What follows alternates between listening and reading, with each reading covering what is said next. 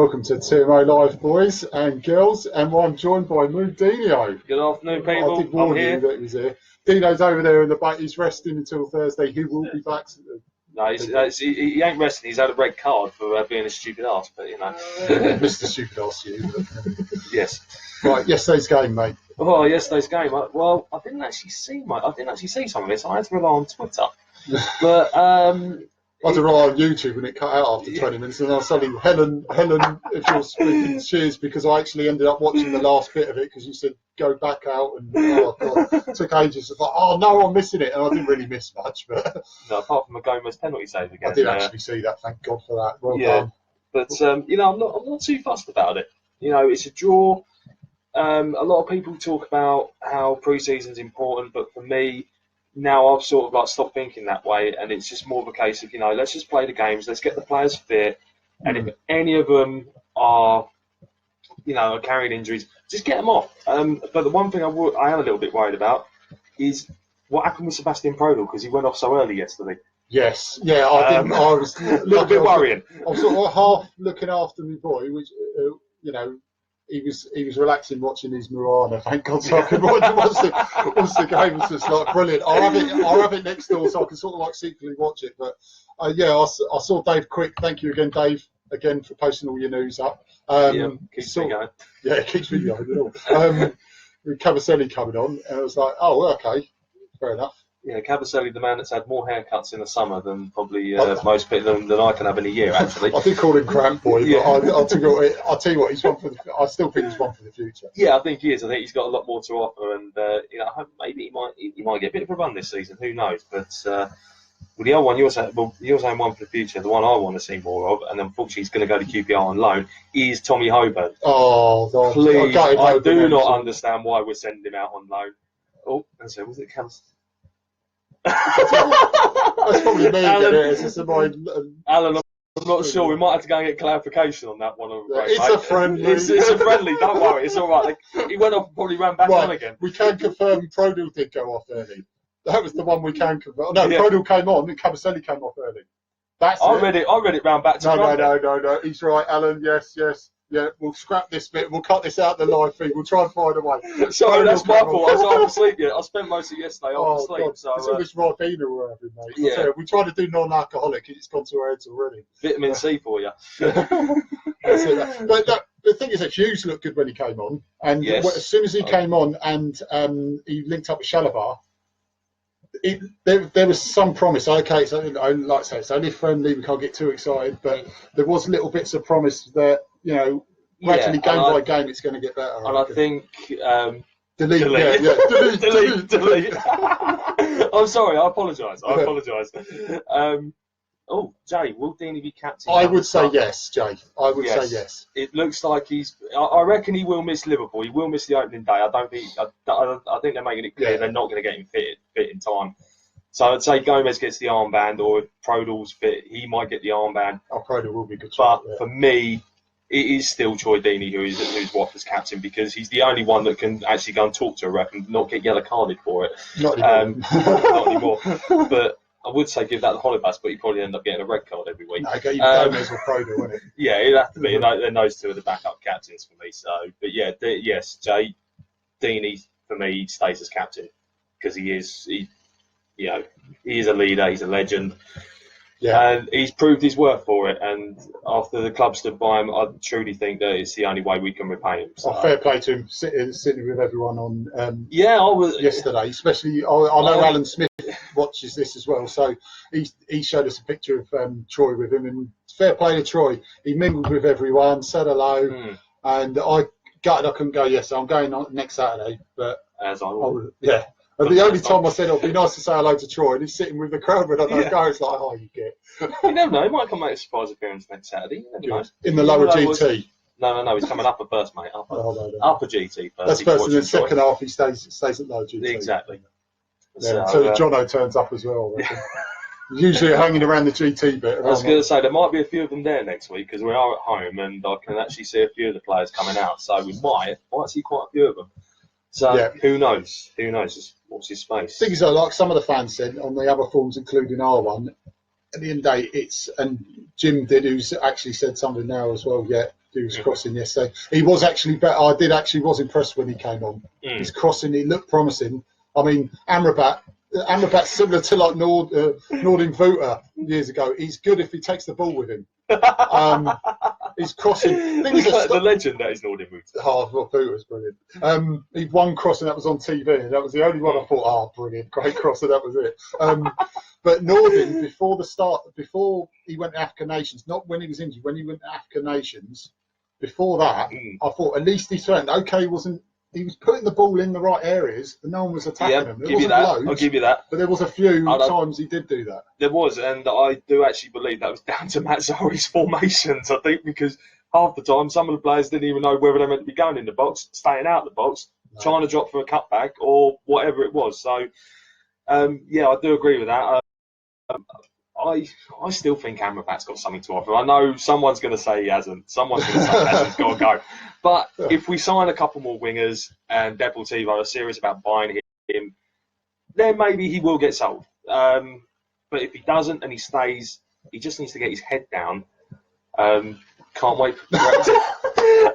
Alan, that is brilliant. That is absolutely, that's the top comment of the day so far. He signed a 3-year contract, so we've got 2 more years until Brexit kicks in anyway, so he'll probably get released on the 3 anyway. Yeah, I was going to say, we'll release him now, actually. We'll just get rid now. So, delete. Deportivo, if you're watching, can you please just make an offer for him, please? If not, we'll sell him on FIFA. So at least we'll satisfy someone anyway. That's it. Yeah, no, that was the next thing was going to come along. Landon. Aaron, Landon, my. Good gamble. Well, I agree.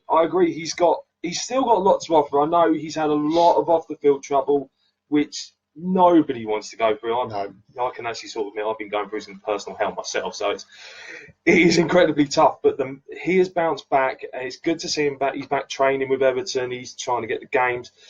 I think he would be a good signing, and I reckon there could be some truth in it because he used to play for Spurs, and we have got some ex-Spurs players that he played with in the squad still. So they could probably have an influence on it, and I would actually like to see him in a Watford shirt, whether it's a loan and then we buy him, like we've done with Cleverly. We keep him fit, and we keep him on the straight and narrow.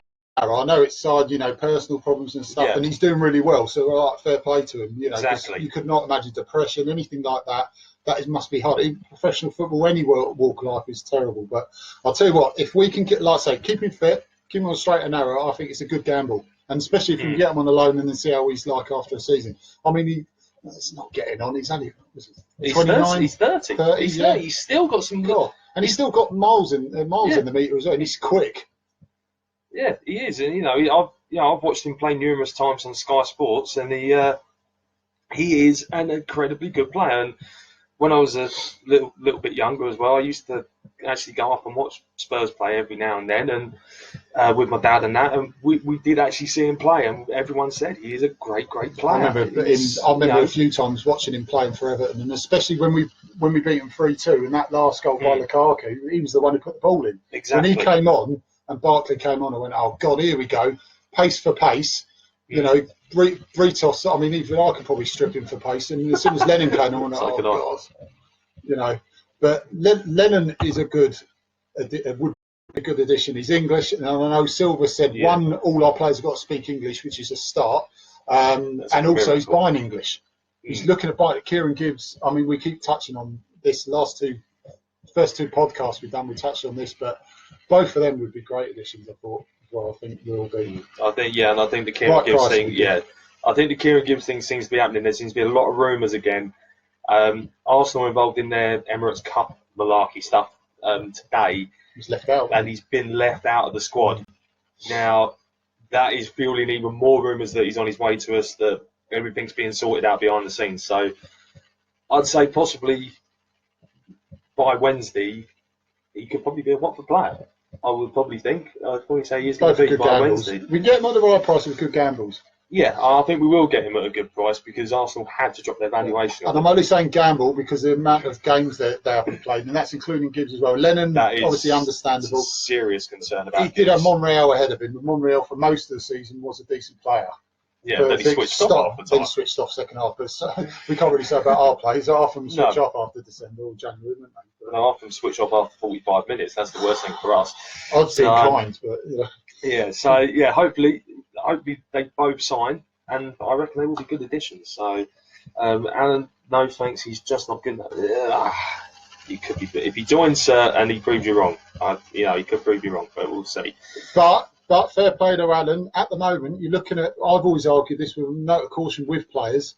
You know, if he doesn't turn out to be that good, with a fair play is his opinion. You know, exactly. Because there is a possibility that could happen, especially with Will Hughes. As great as Will Hughes, a good player as I rate Will Hughes, he's come from the Championship. Exactly, so and I was constantly slagging him off at Derby, so exactly. What I know. But I was raving about him. So there's two sides then to a player. Another example. I have to be honest. I was stunned when we signed him. I was absolutely stunned. I didn't see him coming at all. 4.7 to start off with is absolute bargain. It's a steal. I know that people are saying about a lot of it's with Vidra and Anya deals, which is probably true, but it's still a great price for a young English under 21 player who was one of our best players in that tournament as well, by all accounts.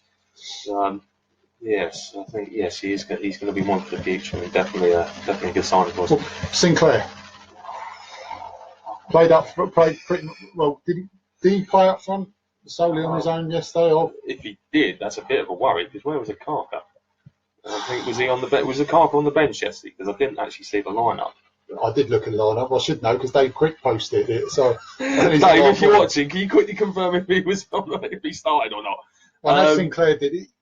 It showed promise, but it's not clicked yet with him. And when he first was about to sign, I said, a good young English player that Liverpool do rate him. I mean, people say, well, we couldn't rate him that highly because they got rid of him, but he wanted to play football. When he scored against Burton, it's Burton. They were struggling at the time, but there was promise. You always still take Pete out of. I think the other thing with him now is the thing that didn't do him any favours after that Birmingham game. He was farmed off to Birmingham City on loan. Only played the first 3 or 4 games, and then Zola said, "No, I'm not playing you now, mate." Came on as a sub. Well done, good boy. Yes, and thank you, Alan, as well. Just seen that just above. So thanks, cheers, Alan. boys. Thank you for that. That's cleared it up. Sinclair has got a future at Watford. I feel he has got a future, but if he's going to play up front, he's got to have. It's the classic, like we said last season with Deeney. He needs someone beside him. Yeah, he needs to be running off someone. Well, look at the Niang flourish him. He was every time Deeney wins a ball. I know Dino's next door. He said this last podcast. Every time Deeney was winning the headers, it looked like we had a chance at least threatening up front, but we had nothing running onto it. Well, that's the thing, because the players didn't understand what to do. And I think this year, there's going to be a lot different because we're going to have the attacking players. If we do go one up front, we're going to have someone to knock it down, and one of them's going to go bang straight away. Going to jump on identity. One thing that everyone said, we said, press said, TV said, we had no identity. Okay, we had injuries, so we had to dictate how we had to change formation stuff. But we never had that clear. You know, all the big teams, even the smaller teams, you know where West Brom will go play, no matter what team they could bring out. You know West Brom will go play a certain way. You know, exactly. It was a Stoke will play a certain way, no matter who they bring out. You know, at Chelsea, you know how each of these teams, no matter who they put out, this is the only thing we have not got no identity. And luckily, I'm glad Silva's signed for us because I know Silva, or at least will stamp his authority, say, right, we're going to play a certain way. Teams will know how we play, but not, how we play or how we play. With Silva, he seems to have a plan B and a plan B that's going to actually work. We'll have an identity, basically. We will know, okay, we play a certain way, nice, pretty football, or, at the end of the season, all we did is play Who Freud again, but with an Italian flavour to it. What was it? Mint chocolate chip by any chance? It's quite nice. I've heard. Long balls were. Long balls were awful. I can see. I think I personally will be all right this season, but we will see. We'll see what happens. But it's a lot of optimism, a lot of pessimism. Always typical pre-season. I mean, I was excited last season. I mean, people think I'm a raving lunatic now, looking back at it now. But even last season, I thought, deluded twattery. Exactly. The twattery, there's a stench in the air at the moment with that comment. But no, last season, you looked at it. beginning of last season, we looked at trying to put a step forward. I've said this a million times, which would be the last time I say it, but we looked like a step forward and it just didn't come off. And it's a bad experiment. But looking to the future, which you always have to, and we have to now, Silver's a great appointment. At the moment, it's looking like he's putting the signings and the philosophy in the right direction, and I'm all for it. I'm an all. We need to get back to how we were. Just quickly, I've just spotted a comment from Paul. He's the boss. If the players don't like it, walk. Exactly, and that is absolutely spot on. If you don't like it as a player, you know what to do. Either shape up or shit out. Look, see what he's been. I'll tell you what. I was going to say this as well about Silver. Fair play. He said about Burgas, he's been completely transparent with it. He said he's not hidden away from it. Barami, I'm sad to say, he said, look, he's not in the plans. He's looking to leave, but he's been straight down the line with it. Yeah. So there's no grey area. But I think what also we need to remember with Barami is he came out at the end of last season and said he did want to leave. You know, and we have to respect that man's wishes. So. Maybe there's been a meeting and they both said, "Look, I want to leave," and he's probably said, "Look, you're not going to be part of my plan." So we'll find you another club. I mean, good on him. Yeah, good on him. And if he does go, I'm really happy, Jay. Yeah. Oh, thank God, please. Yes, that is the best. I don't want Karate Kid being our number one. Pantilimon. So a lot of you don't know who Karate Kid is. But if you went to semi-final and you try and do a crane kick in the top corner. That qualifies you as the tag of Karate Kid. Yes, it does without doubt. GT match next week. I really am looking forward to it. I know it's only the 3 o'clock kickoff because there's loads of activities and family stuff behind the rookery, I think, apparently. And the 3 o'clock kickoff. But it is 3 o'clock. You haven't going there. I thought you said it was going to kick off at like 1 or something. Don't tell him. He's going to turn up at 12. Oh, get out of it. I'll be in the pub then. You'll be on the bouncy castle, mate. No, but there's loads of children's activities, I think, around the rookery area and stuff like that, and typical family thing, and it's great. It's just the family game, and everyone just enjoy it and remember Taylor. And a mile-long queue in the club shop because everyone's going to pile in there probably as well. With home shit saying one grand Taylor. Yes. Yeah. Like I say, if you want to get Pidge, £29, £15 club shop. Moobs ain't got nothing. No, I ain't got nothing yet. I haven't even bought the shirt. I've got to go and get it next week. I'm going to be in the mile-long queue next week. Trust me, people. I'll be there. He's got a season ticket. He goes to almost every away game. Yeah, I've got the shirt. I'm getting him back next week. Don't worry, people. I'm getting him back. Yeah, we'll film it. Yes, we will. Or he will. I will film it. You'll be crying. You'll be ambushed before you even realise what's happened. But talk about Taylor. Right, here we go. Here's a little fun one. What is the second era? What was his best shirt, best Taylor shirt of all the seasons? Ooh. What would you say? I'm going to say the 98, 99 one. Even though I've got them all up there. That was actually my first ever Watford shirt, that one. Yeah. Come on, guys and girls. What's your favourite shirt from the second Taylor era? I'm going to say the Premier League season one. That was nice. That was nice. The Phones for You one. I reckon. I think that one was a nice one. I'm gonna stick my neck out on that one. I'm gonna say that one. See, technically, you can class the 95-96 one as the first of the Taylor era because he was general manager sort of thing. So, but I'll leave that for Rhoda. It's just sadly to say, I'll leave that for the Rhoda shirt. Yeah, the Rhoda shirt can just go. That can be put into retirement. Yeah, I don't want to remember the season, but even though me and David Quick do agree with this, that's one of our favourite seasons. I don't know why, because we got relegated. It was bloody awful. But we all remember. We got relegated, then you still say it's one of your favourite seasons. No, because all my favourite players were from it. That's why. Oh, that's the only reason why. Deluded Twattery gets withdrawn for that one. It's half the Twattery. So, yes, half of it. Right, Dean and Capu, we should have said this earlier, but we should have done. Do you think both are going to stay or one's going to stay? I think both are going to go. I don't think they're both going. The only one I think is going is Capu. Because if he has gone and thrown his toys out the pram, which looks like it has happened because he didn't feature yesterday at all at Villa. No, he didn't actually. No, that's a good point. And that was one of the first things I noticed when I quickly glanced at the team and the subs online and everything. I think so. We have got Capu to Capu. I just don't think you understand those moves, do you? No, really but he's obviously not Marco's man. That's for certain. He's better than Zidane, though, isn't he? Yeah, we've still got Eddie and Capu. Yeah. But yeah, I think unless he can do something in training or go and speak to him, I think we could have seen the last. Thank God I got Pidge and 29 then. A lot of it Capu. Yeah, if you got Capu and 21, I'll be actually wetting myself with laughter right now. with Deeney, I don't think he's going anywhere. I say no, he's not. Not this season anyway. From what people have commented online when they've spoken to him, they said, "Look, what is going on? Are you leaving? Or are you staying?" And he's going, "I'm 100% staying."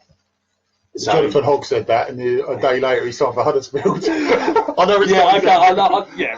I know, but I think the Hogg situation was a completely different one to what Deeney's in. Yeah, he wasn't like club captain. For worth me, 40 million either. Exactly. That's the thing. So for me, I can't see him going to West Brom because he simply won't get a game up there. No. Unless the only way West Brom are going to get him is if they sell a couple of players. I can't see anyone buying West Brom players because they're utter. If they sell us Mahrez and Vardy and 30 million, I will think about it. Yeah. So, yeah. Players lie. Yeah, it has been known players have lied, but yeah, you can play in our six-a-side team, Mahrez, and then we'll think about it. Yeah. Paul, hopefully, fingers crossed, Deeney isn't lying, because if he does go, it's going to be an incredibly big gap for someone to fill. But also, if Deeney is going to go, they need to hurry up and go and players lies. Yeah, true. The thing is, though, if Deeney is going to go, they need to go and get a couple of players in pretty darn quick. Yeah, who do you reckon? I don't even know he's available. West Brom got no place to sell. Brilliant, I like it. But would we want any of them? No, we wouldn't. I don't think we would. No. Ramadan a ding dong. Yeah. Nathan Ellington II. Oh no, please no. I swore. I could cry. The image of him playing for Watford honestly, him or Morley, who was crappier? I mean, they're both on par with each other. The Duke, his massive transfer fee. At least Morley only cost us $500,000, but even back then was massive money. Considering Jeff Pitcher seemed a better signing, and he came part of the deal. Yeah. I think I've just thought of one player who is available, and I think. That's good. We're not even talking about Deeney anymore. That's very good. So thank you, Alan, for that.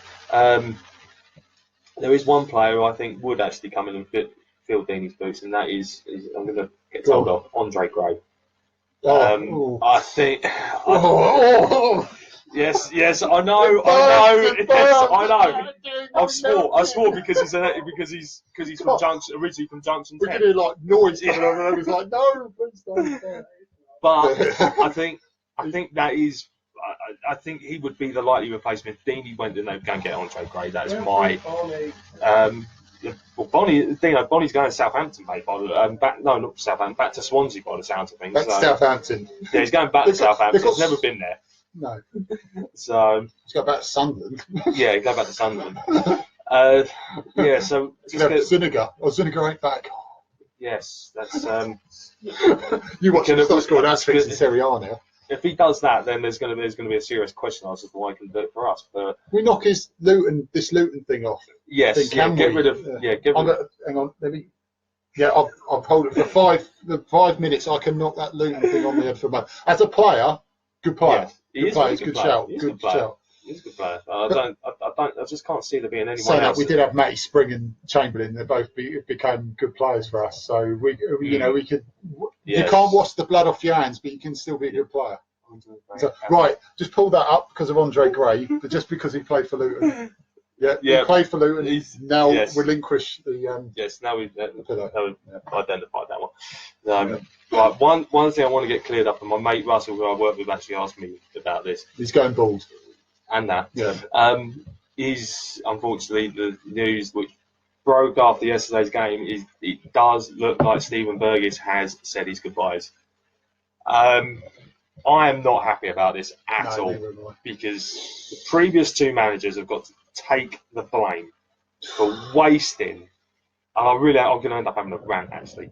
They wasted the talent of Steven Burgess because we all saw, and I know it's only going to be down to one game, but the one game he plays in at Vicarage Road against Aston Villa in the league sets up 2 assists for Deeney, who puts the ball in the net on both West Ham away as well. And West Ham away. Yeah. I'm sorry, but the man, Walter Twatzari and Flores, you two have seriously got to take some blame for this. No, I don't care if you're in The Godfather. You still should have played.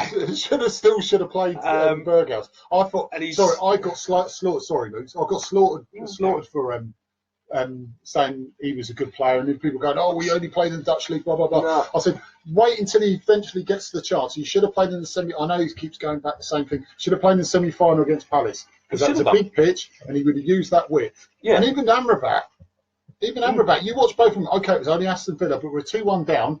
5 minutes to go. They've both been brought on, and they put crosses in the box. Exactly, they both made crosses in, and he set up. And he set up the two goals. So the potential was there, and now and when the transfer does get complete, Burgess, I wish you all the best at final, mate, because you're going to play Champions League football, and you probably set the world alight. There's still water, people. With Alison Roper. No. Stop, Alison! Stop it immediately. Stop it now. That's a slap on the wrist. Yes. We are not. I am deluded with water. But yeah, I feel the Burgess thing he's been wasted at Watford, and the fact that he really is, and the fact you've got to give the player a bit of credit because he went up to Marco Silva and actually said, "I no longer want to play for the club." He's left on good terms. Yeah, he's left on good terms. It's not a big fallout, they haven't had a big fallout, which is good to see. Yeah. And fair play to Silva. He's granted him his wish, and it's sad to see. It's very sad to see, but yeah, unfortunately, it looks like he is going to be gone in the next couple of days. So I reckon it's one out and one in, because if the Lennon thing is just a damn squid and Gibbs is genuine, then it'd be Berghaus out, Gibbs in. Because you could have played him even the right or left. The right he could cut inside, which he did against Villa. Okay, it's only like a season and a half ago, but he could have done that. Also on the left, he could just get to bar line. We're missing bar line crosses. Yeah. Well, I went down to AFC Wimbledon. I was at the AFC Wimbledon friendly when I was whilst I was injured. I couldn't play in the charity game. Facebook, so. Yeah, you found out on Facebook. In a bit of trouble over that. Definitely, and he was actually I've got to be honest, him and Yanmat in the first half were linking up so well. And you could see it was like the Dutch combination. And you could play them as a free, Deeney in the middle, those two on the wing. That's what Feyenoord were doing last season, and they won the league. They won the league. With a three up front. Yeah, you need to play two wingers, one holding player. Deeney perfect with two wingers. That's what Walter tried to play in the end, didn't it? It didn't work. It didn't work because everyone was so big and bulky, you just couldn't do anything. It is a big season for Pereira. I do think he's going to shine. Hang on a minute, which one, Maxi or Dion? Both.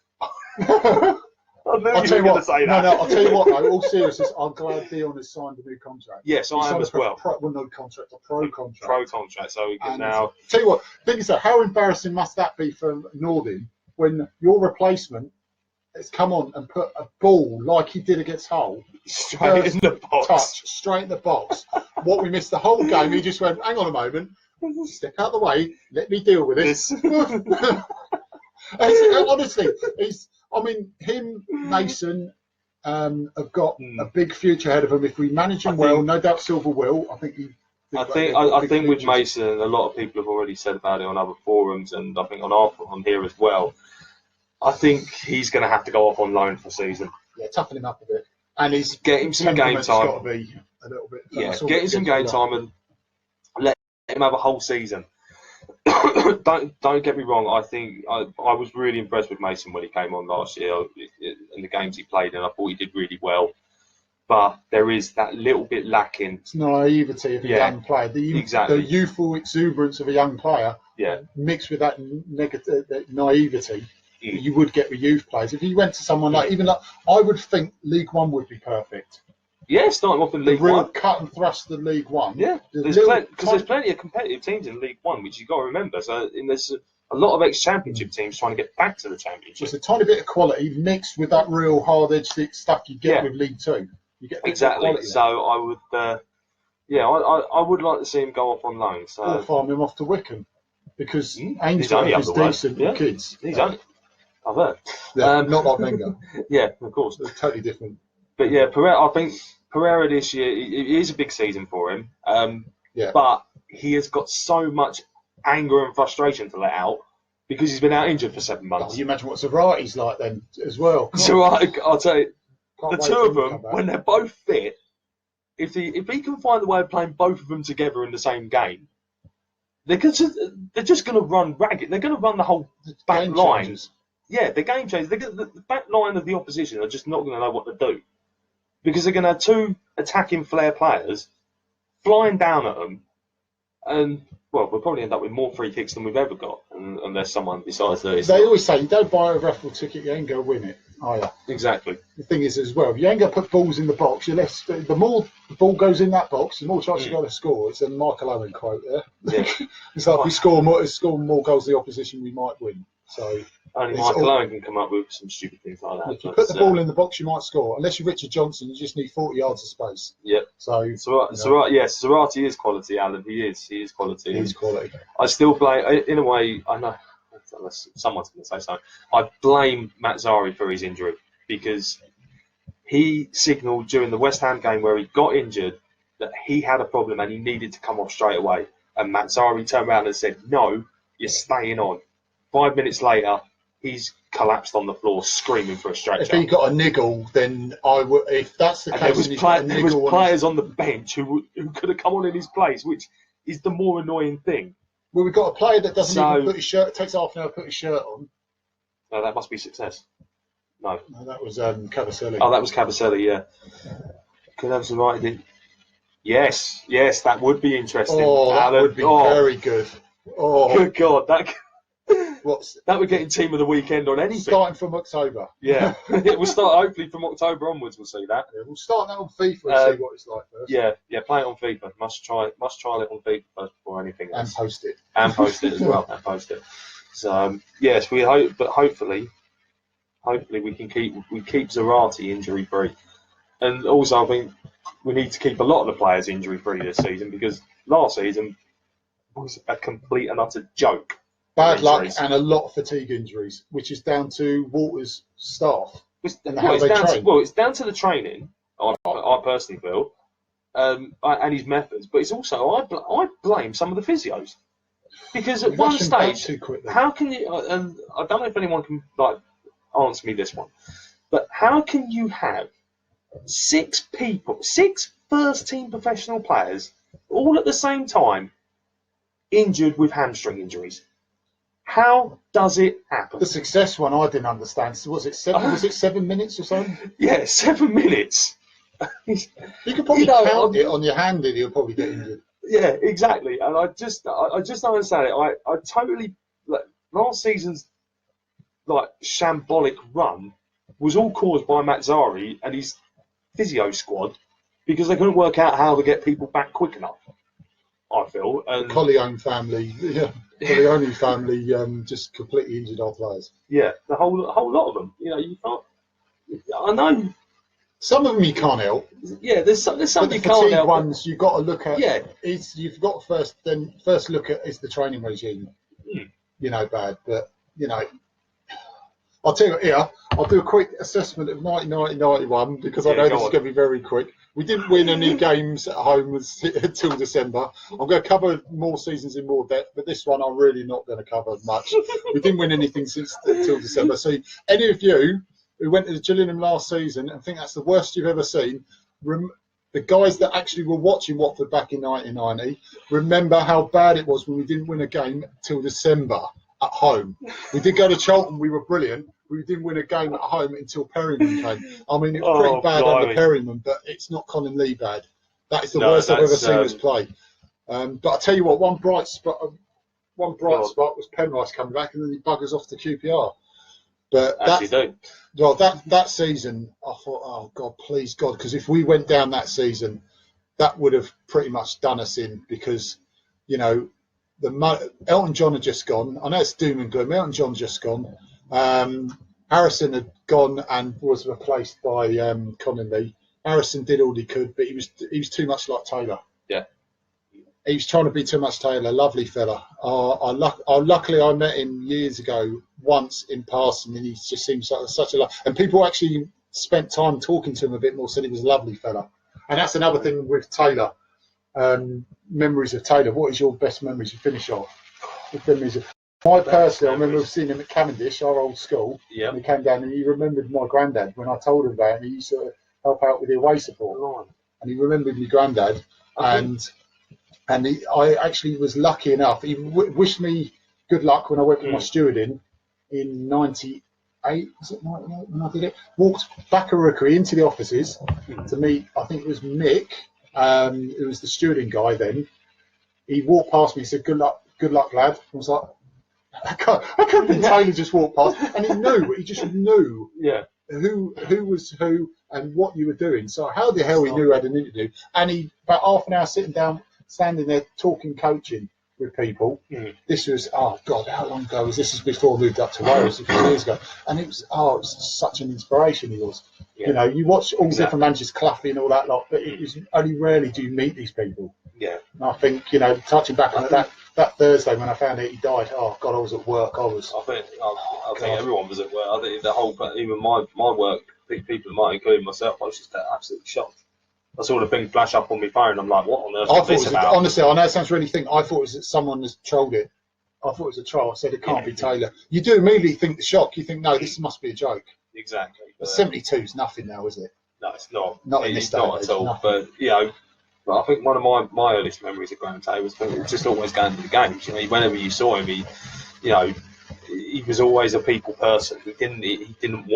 He wouldn't like shy away from saying hello to anyone. He would always like say hello. And I'm pretty certain I'll probably have to go and dig it out because I don't know where it's gone. But I think I've got a program where he actually signed it for me before the game. I think he did because it was.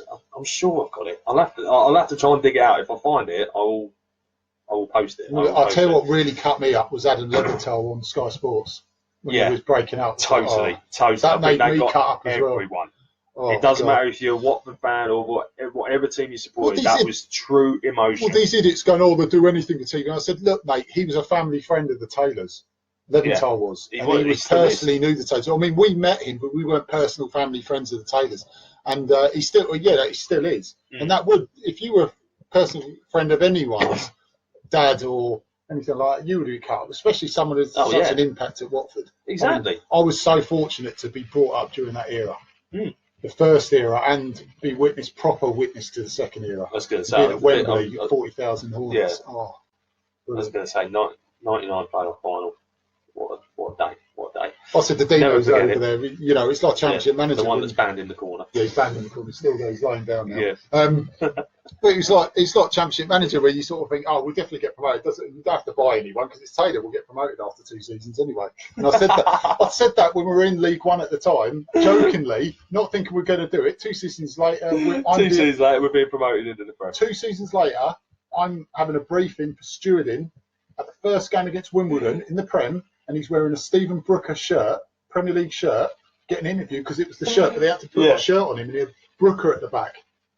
I still remember that. And 2 seasons later, I'm standing beside Taylor and wishing him good luck for the first game in the Premier League. And someone said that 2 years ago. Oh my God, best season I witnessed was promotion season 14-15. Giving us for fans and players was brilliant. That was.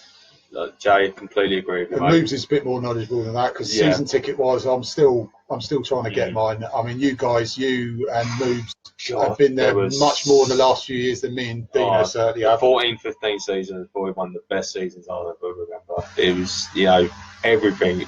And even though I still remember it, the day we were promoted, Brighton away, if you happened to be on the 1881 bus that day, you would have seen me absolutely plastered. Because it happened, because we kicked off so early, I got so drunk before the game. I had to actually sober up during the 90 minutes, which was pretty good. But that was, it was just magnificent. And you're right, Jay, the fans and the players were united together. And it was pure solidarity throughout the whole season, from the word go. Yeah. It was just everything. Everything about it just fell right into place.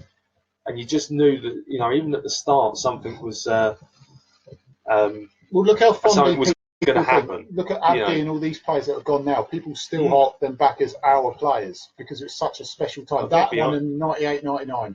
That season in 98-99 are my 2 favourite seasons. 98-99 more for me because I was more involved as in watching a lot of the games. Yep. I mean, you and Jay and a few others are. Was it more inclined on the? I actually missed that afterwards, Gary. I was video aggressive fight, yeah. Oh, I even saw you on TV and all. Yeah, the amount of times that I got collared on TV that day at Brighton away, I've still not lived it down. I've still got people coming up. So there's a sexy animal on the TV. I've still got former teammates from my Sunday League days still giving me grief about it, saying, what was I playing at one stage? And he's lucky enough to play with me as well. Exactly. On the football pitch. Yes, on the football pitch. Just state that, yes, we'd like to state that for the record. The Vidra goal absolutely was the icing on the cake. You know, as soon as he hit it, the place just, I swear there was more Watford fans in that ground that day than there was actually Brighton, because I did get wind that there was people in the upper tier of the home end on the side actually celebrating when Watford scored the set when Vidra's goal went in. So I'm pretty certain there was more Watford fans there that day. All season. How many managers did we have, and they still carried on? Almighty. That was a record. That was a record for managers that season. Yeah, but the guys said all the guys have said that the structure worked. It certainly worked that season, because it was still removing main guys on. But the system behind them was always never changed. The players never felt that anything changed. No, exactly. There was, everyone. Oh, brilliant! Yeah, I still Slav, love the guy. You're a legend. Brilliant. You always will be a legend in my eyes, because you got us promoted, mate. I love him back. I'm not down in Silver, but if Silver ever, a few seasons on, when he's done a good job with us, for us and stuff, I'd love Slav back. I would really. I think the only way we'd probably get Slav back now is if the Pozzos actually sold the club to someone else, because I don't think he gets on with the Pozzos. No, neither did Dyche, to be honest. Yeah, neither did Dyche.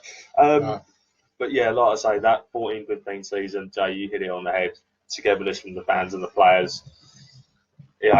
Near enough every away game I went to that year, everyone just non-stop singing, non-stop chanting. It was brilliant. Even the home games, and one home game I remember in particular was, I think, it was Birmingham City, when Craig Cathcart scored the unbelievable overhead kick that no one's ever seen him do again.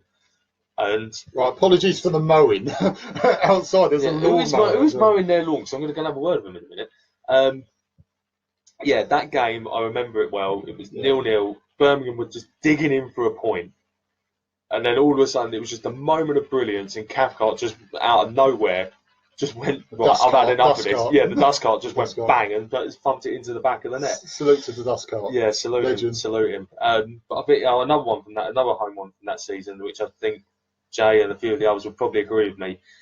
Blackpool at home, when you're 2-0 down at half time to the team that are bottom of the league, who have not won away all season. I remember that. On the verge of being relegated anyway. And then they all come out, and you're just sitting there. And I remember saying to my mates at half time, if we concede another goal after half time, I'm going back to the pub. I was going to leave the ground to go to the pub. Loving it, wasn't he? Jeff Stennon always loves it. And it's like, all right, mate. And then all of a sudden, we just went on a goal blitz. I still want to know. I don't know if anyone does know, if any of the players have ever said it in public.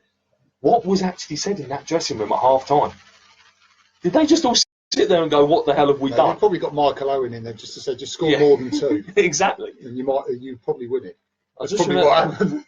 I just remember. I can remember it because I remember Lee Clark in the second half just standing there with his head in his hands, looking, going, "What on earth has happened?" He did a few. He did. But it was more that day at Watford. Yeah, it was Alan. It was a nervous afternoon, that one. And at one stage you could feel it in the crowd until we scored. Then we all went absolutely raving bonkers. I love this video. If you go on YouTube, there's the Watford chant thing where they got a poll about how many what's the best clubs chants and stuff like that, and they got itemised each one. They got Watford's and they got like Brahmi's chant, Capu's chant, all that lot. And right at the end, they got a video of Deeney and all the players in one of the bars in Watford. It must be one of the bars in Watford. And as he got Iggy turning up, going, "You go, oh," and singing it, all the players and everyone's singing it. And there's Deeney sitting, propping up with a bottle, going, "We've just been promoted, lads." And they would go, let's go fucking mental. It was brilliant. Then he goes, "What do you think of Luton?" He's leading it on. Oh, legend. Brilliant. Legend. I'll tell you what. I wasn't laughing at you halfway through that. I was just laughing at what Jay posted, that he took his mate to that Blackpool game at home and had to apologise to him at half time. I would have withdrawn that apology when it went to 3-2 and just said, "Look, just forget about what you saw in the we'll first half. We'll get Dino Sports next time on the Fulham one, where he went with his next door neighbour who's a Fulham fan to the 5-0, and they left early because his next door neighbour Gimmo went, no, you can piss off, we're going now. We'll get Dino's thoughts on that on Thursday. I look forward to that one. Yeah. I look forward to that. Dino, you've got to wear a Watford shirt on Thursday, otherwise you get another red card, mate. Now.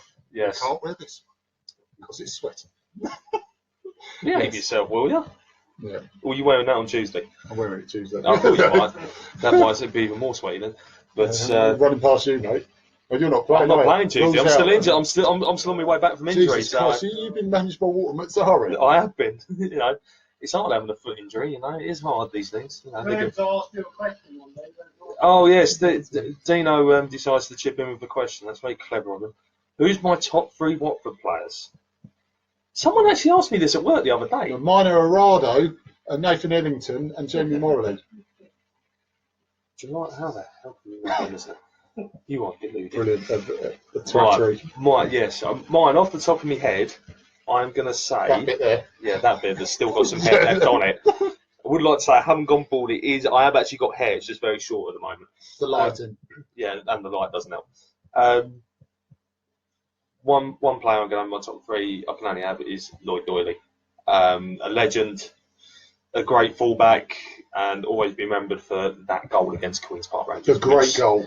Which helps when you work with QPR fans at work who try and give you stick, because you just start singing one Lloyd Doily out and they walk off in disgust. With the greatest team the world's ever seen, but can see the goal with Lloyd Doily scoring it. Yep. So just remember that. My second one, I'm going to say Alan Nielsen. Because I remember him from Spurs roots. Yeah, because I remember him from Spurs, and he carried on where he left off at Watford. And I feel that he was a brilliant midfielder. He stayed with us longer than I thought he would have done, as well. Yeah, and he did, and that was fair play to him. Yeah, he did stay very loyal to us. My number 1 favourite player is the only one I could have as number 1, Daly. Because it is one player that I love. Oh, Hulk Deeney! Yes, and that. Does the Sky Sports commentator get in that one, the top 3? Because of his reaction. I'm still thinking of getting that tattoo. I really am. But yeah, they are my top 3. Lloyd Doily, Alan Nielsen, Troy Deeney. They are my top 3 because they're all, each in their own, have done something for the club over the years that they've played for the club, and have always been remembered. So for me, that is an absolute no-brainer. So there you go, Dino. You can carry on laying down now. He's relaxing. Yeah. Chillaxing. He's more than chillaxing. That's only one more. Imagine it's good for me.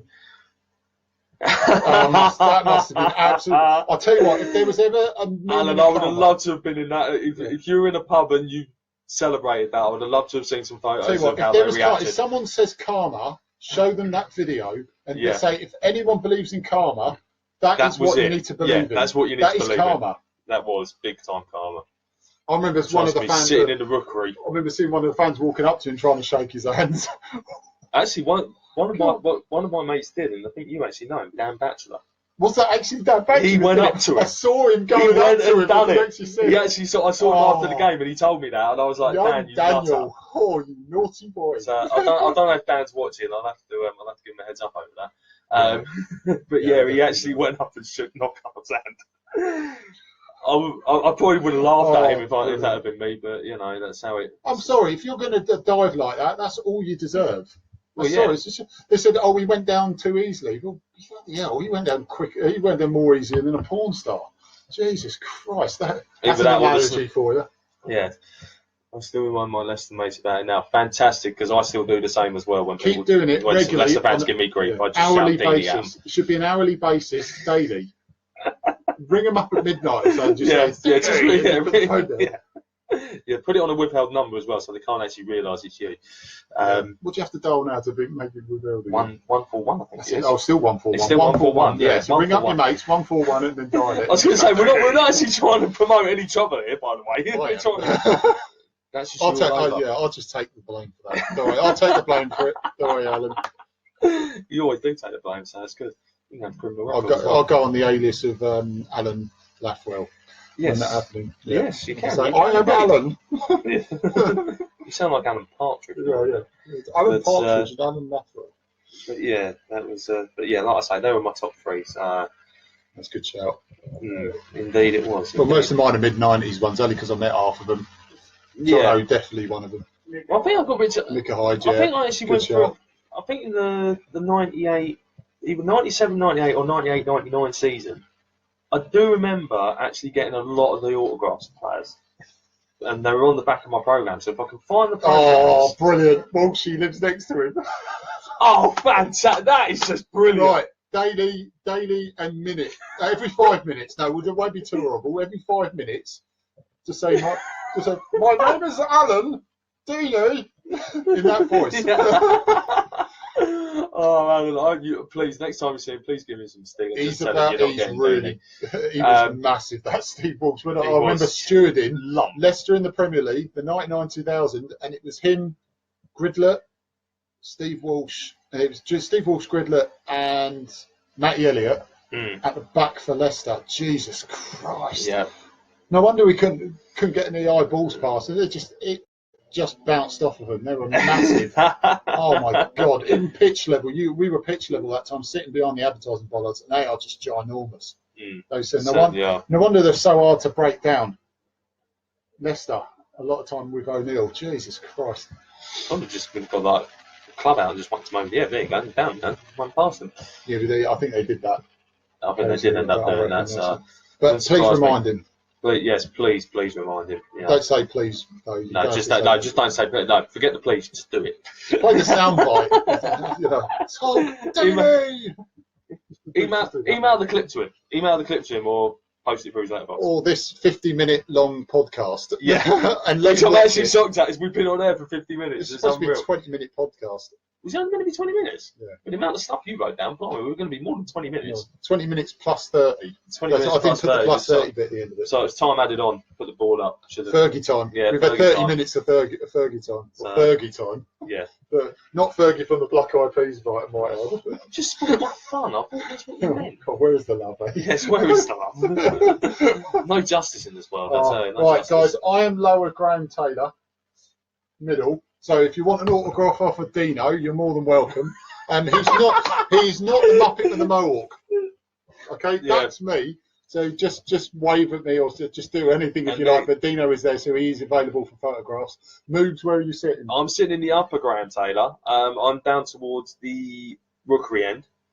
Yeah. In the corner, pushing in the corner. Yeah, so I'm sitting in the corner next week. I'm being a good boy. And I'm probably going to be in Lloyd's bar before the game as well. So if anyone drinks in there and they're watching this, come in, say hello, come and see us. I'll probably be towards the back of the pub anyway. So tap him on the one shoulder and he looks the other way. Yeah, just do that as well. Yeah, I was going to say. Tell me how many times you do it. Yes, I do fall for that quite a lot. So Dino or Moobs will give you £50 if you can do it 5 times without him looking. All right. Hang on a minute, who am I giving 50 quid to? All the proceeds go to charity. Hang on a minute, 50 quid? Where'd you get that from? Well, that's actually. That's the 50 quid's open to negotiable. You can buy me a shirt for that. So like I say, next week I'm going to be there. I'm going to be in the Upper Graham Taylor, and I'll be in the pub before the game, which will probably be Lloyd's bar. I don't think it's going to change. If you're drinking there, or you want to come in? I'm going to be in Lloyd's bar, but I'm going to stand by the club shop and look at things I can't buy because I've got all my money used up for the festival that I'm going to in about a week and a half's time. Oh, that's good then. I'll just rub it in your face when I go and buy something then. What's a shirt? I'll buy a train shirt. I'll buy something to wind you up. He's going to rub the facts of the Watford Football Club stats that I've got in this book in my face. Yes, I will. Five from eBay. Brilliant. Five from eBay? That's a £5 from eBay. My uncle actually had that and he lost it, so I've got this one, £5 from eBay. And we will delve into it very shortly. But not today. But if you're about next week, like I say, come and say hello and sit and have a chat and discuss all. Please don't chat with him. Please don't. What? There's nothing wrong. But at least I ain't got a mohawk. True, actually. I've just lost my hair over time. You've got a mohawk. It's just there. It's just flat. It's just nothing. So if we combine hair, we have a full head of hair. We could actually combine this hair. If I gave you my mohawk. Well, I'm actually considering buying Miracle Grow just to see if it actually grows back. Could anyone please bring some Saturday? Whilst he's in the bar, and you can chat to him. Chat to him about growth or something. I am so going to kill you when this finishes. Yeah. we'll blog that as well. Yeah. All right, see you later, guys. Right, guys. Once again, thank you, Dave Quick, for all you're doing with the news articles. Even before I post anything, Jay for all your comments, Alan, all the other guys. Yeah. We'll see you Thursday. We'll do it at 9 o'clock. It won't be an hour long. It will only be 20 minutes.